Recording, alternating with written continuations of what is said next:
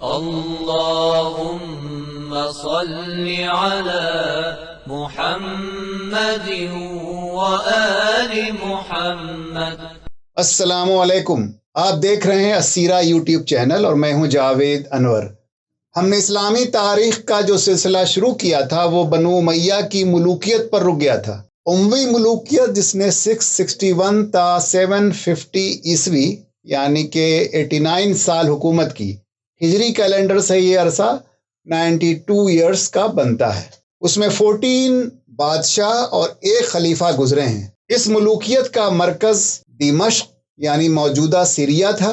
اموی ملوکیت کا ایک دوسرا ایکسٹینشن ہے قرطبہ کا یعنی الاندلس، ہسپانیہ، اسپین، جہاں ان کی حکومت 756 سے لے کر 1031 تک رہی۔ اسے کسی اور ویڈیو میں کور کریں گے۔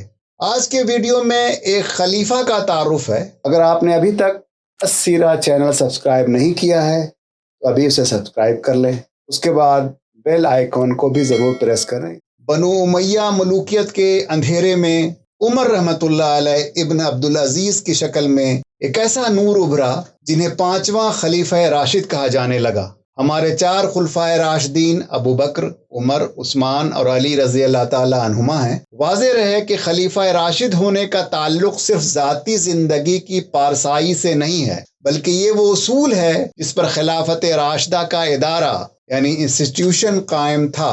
عمر رحمۃ اللہ علیہ ابن عبدالعزیز کو عمر ثانی بھی کہا جاتا ہے، یعنی پہلے عمر رضی اللہ تعالیٰ عنہ بن الخطاب اور دوسرے عمر رحمۃ اللہ علیہ بن عبدالعزیز۔ عمر رحمۃ اللہ علیہ بن عبدالعزیز کو خلیفہ راشد کیوں کہا جاتا ہے؟ اس کا جواب ان کے قول اور عمل سے واضح ہو جاتا ہے۔ 93 ہجری میں وہ مدینہ کے گورنر تھے اور اس وقت کے بادشاہ ولید بن عبد الملک تھے۔ اس بادشاہ کے حکم پر مدینہ میں عبداللہ بن زبیر رضی اللہ تعالیٰ عنہ کے صاحبزادہ خبیب پر 50 کوڑے لگوائے گئے۔ اس کے بعد ان کے سر پر ٹھنڈے پانی کی مشک چھوڑ دی گئی۔ یہ گویا اس زمانے کی واٹر بورڈنگ تھی۔ سردی کا موسم تھا۔ اس کے بعد انہیں دن بھر مسجد نبوی کے دروازے پر کھڑا رکھا گیا۔ بالآخر اسی وجہ سے ان کا انتقال ہو گیا۔ یہ ایک صریح ظلم تھا، ایک غیر شرعی سزا تھی جس کا ارتکاب بادشاہ کے حکم پر عمر رحمۃ اللہ علیہ ابن عبدالعزیز کو کرنا پڑا، لیکن اس کا انہیں بہت غم ہوا۔ انہوں نے گورنری سے استعفیٰ دے دی۔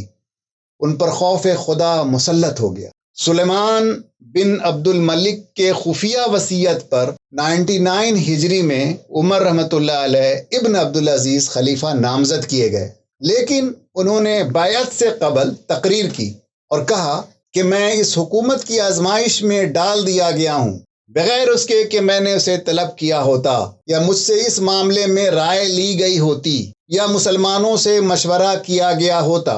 تمہاری گردنوں میں میری بیعت کا جو قلادہ ہے اسے میں اتارے دیتا ہوں۔ اب تم لوگ خود جسے چاہو اپنا سربراہ بنا لو۔ مجمع نے بیک آواز کہا کہ ہم آپ ہی کو پسند کرتے ہیں، آپ کی حکومت پر ہم سب راضی ہیں۔ تب انہوں نے خلافت قبول کی اور دوسری تقریر کی۔ در حقیقت اس امت میں کوئی اختلاف اپنے رب اور اپنے نبی، اپنے دین کی کتاب کے بارے میں نہیں ہے۔ دینار و درہم یعنی مال و دولت کے معاملے میں ہے۔ اللہ کی قسم، میں کسی کو نہ باطل طریقے سے دوں گا، نہ کسی کا جائز حق روکوں گا۔ لوگوں، جو اللہ کی اطاعت کرے اس کی اطاعت واجب ہے، اور جو اللہ کی اطاعت نہ کرے اس کے لیے کوئی اطاعت نہیں۔ جب تک میں اللہ کا مطیع رہوں میری اطاعت کرو، اور میں جب اللہ کا نافرمان ہو جاؤں تو میری اطاعت ہرگز تم پر لازم نہیں ہے۔ اس کے بعد انہوں نے وہ تمام شاہانہ طور طریقے چھوڑ دیے جو بنو امیہ نے اختیار کر رکھے تھے، اور اپنا طرز زندگی خلفائے راشدین کے طرز کے مطابق کر لیے۔ پھر وہ تمام جائیدادیں واپس کیں جو خود ان کو ناجائز طریقے سے وراثت میں ملی تھیں۔ اپنی بیوی کے زیورات اور جواہر وغیرہ بھی بیت المال میں جمع کرا دیے، اور 40,000 دینار سالانہ کی جائیداد میں سے صرف 400 دینار کی جائیداد اپنے پاس رہنے دی جو ان کی جائز ملکیت تھی۔ عدل کی انتہا عمر سب سے پہلے اپنا حساب صاف کر کے اعلان کیا کہ شاہی خاندان اور اس کے امراء کے خلاف اگر کسی کا دعویٰ ہو تو بتائے۔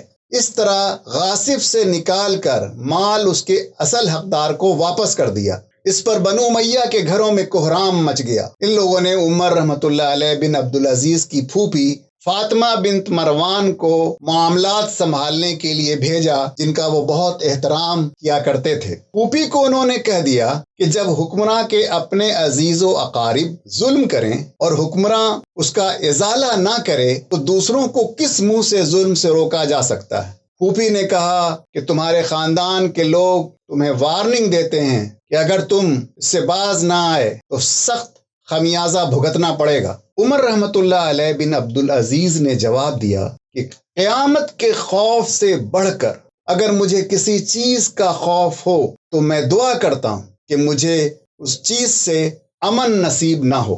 آخر کار وہ مایوس ہو کر پلٹی اور اپنے کنبے سے کہا کہ یہ سب تمہارا کیا دھرا ہے۔ تم عمر رضی اللہ تعالی عنہ بن الخطاب کے خاندان کی لڑکی بیاہ کر لائے۔ آخر کار لڑکا اپنے نانا پر چلا گیا۔ واضح رہے کہ عمر رحمۃ اللہ علیہ بن عبدالعزیز کی والدہ عمر رضی اللہ تعالی عنہ بن الخطاب کی پوتی تھیں۔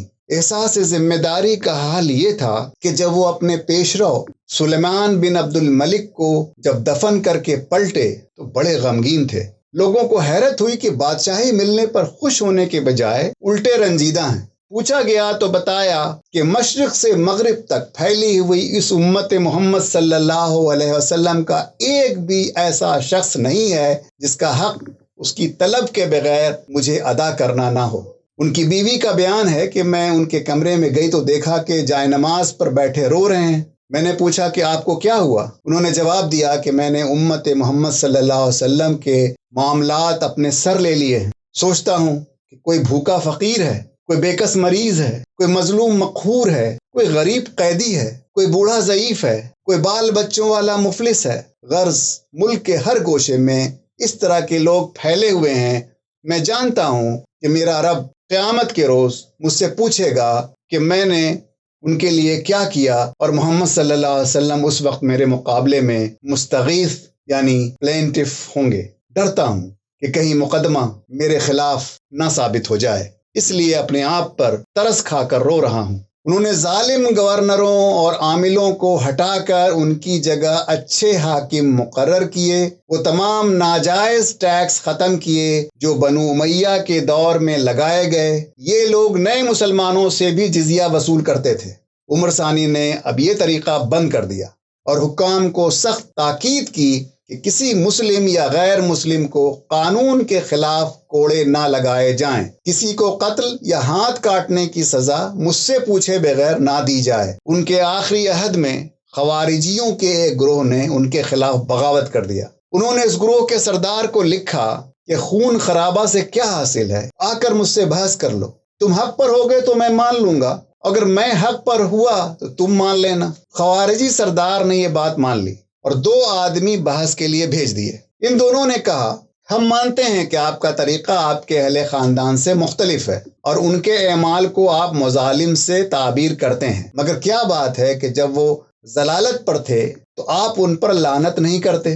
عمر بن عبدالعزیز رحمۃ اللہ علیہ نے کہا کہ کیا ان کی مذمت کے لیے کافی نہیں ہے کہ میں ان لوگوں کو ظالم کہتا ہوں؟ اس کے بعد آخر لعنت کیوں ضروری ہے؟ تم نے فرعون پر کتنی بار لعنت کی ہے؟ اس طرح عمر بن عبدالعزیز خوارجیوں کے ایک ایک بات کا مسکت جواب دیتے چلے گئے۔ آخر ان میں سے ایک نے کہا کہ کیا ایک عادل آدمی گوارا کر سکتا ہے کہ اس کا جانشین ایک ظالم ہو؟ انہوں نے کہا نہیں۔ اس نے کہا کہ کیا اپنے بعد یزید بن عبد الملک کے حوالے یہ خلافت کر جائیں گے، حالانکہ آپ جانتے ہیں کہ وہ حق پر قائم نہ رہے گا؟ انہوں نے کہا کہ اس کے لیے تو میرا پیش رو یعنی سلیمان بن عبد الملک پہلے ہی ولی عہدی کی بیعت لے چکا ہے، اب میں کیا کر سکتا ہوں؟ اس نے کہا کہ کیا وہ شخص جس نے آپ کے بعد یزید بن عبد الملک کو نامزد کیا ہے اسے ایسا کرنے کا حق تھا، اور کیا اس کا یہ فیصلہ برحق ہے؟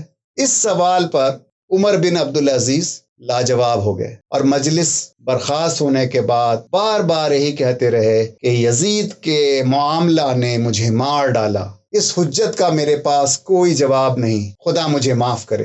یہی وہ واقعہ ہے جس کے بعد بنو امیہ کو یہ خطرہ ہو گیا کہ اب عمر رحمۃ اللہ علیہ بن عبدالعزیز خاندانی بادشاہت کو بھی ختم کر کے چھوڑیں گے اور خلافت کے معاملے کو شورا کے حوالے کر جائیں گے۔ اس واقعے کے تھوڑی مدت بعد ہی انہیں زہر دے کر ہلاک کر دیا گیا۔ اس کے بعد بنو امیہ کی بادشاہت میں وہی سب کچھ ہونے لگا جو پہلے سے ہوتا آ رہا تھا۔ اس طرح 5ویں خلیفہ راشد شہید کیے گئے اور آج تک ابھی تک وہ دن واپس نہیں آیا۔ دنیا اگلے خلیفہ راشد کے انتظار میں ہے، شاید وہ وقت زیادہ دور نہیں۔ رسول اللہ صلی اللہ علیہ وسلم کی حدیث ہے کہ تمہارے اندر نبوت کا دور رہے گا جب تک اللہ چاہے گا کہ رہے، پھر اللہ اسے اٹھا لے گا جب اٹھانا چاہے گا، پھر نبوت کی طرز پر خلافت قائم ہوگی۔ بس یہ دوسرا دور بھی جاری رہے گا جب تک اللہ چاہے گا کہ رہے، پھر اللہ جب چاہے گا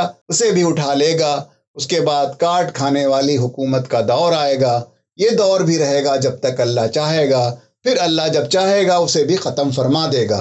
پھر جابرانہ بادشاہت کا ایک دور آئے گا، پھر نبوت کے طرز پر خلافت قائم ہوگی۔ اس کے بعد آپ صلی اللہ علیہ وسلم خاموش ہو گئے۔ ہمارا چینل سبسکرائب کریں، لائک کریں، شیئر کریں اور کامنٹ ضرور کریں۔ اگلے ویڈیو تک آپ کے لیے نیک خواہشات کے ساتھ اللہ حافظ۔ اللهم صل على محمد وآل محمد